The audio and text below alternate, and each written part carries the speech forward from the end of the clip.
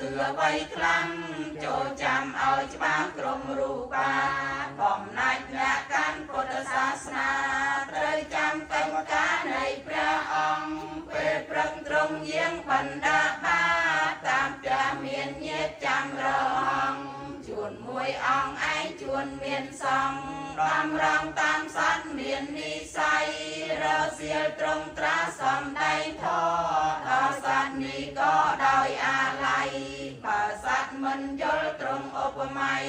បកស្រាយសេចក្តីឲ្យយល់បានប្រលប់ប្រទានព្រះឱវាទដល់សង្ឃឲ្យស្អាតល្អកល្យាណកុំឲ្យប្រព្រឹត្តខុសលំអានតាមផ្លូវដែលបានត្រង់បញ្ញត្តិអាត្រៀតត្រង់ដល់ស្រ័យបញ្ហា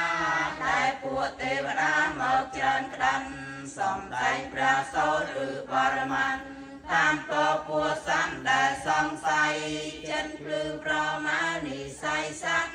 តាអាចប្រតិបត្តិបានកលត្រៃដែលគួរត្រាដឹងព្រះធម៌ថ្លៃតាមឧបនិស្ស័យសត្វលោកកា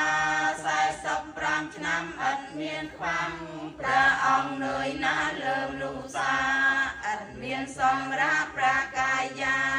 ឥតមាននរណាប្រដូចបានយើងបាត់ព្រះពុទ្ធទានសាសនាធម៌ជាអាចារ្យទូមានប្រាណប្រព្រឹត្តត្រង់ផ្លូវត្រូវលំអានដល់រាដល់ឋាននិព្វាន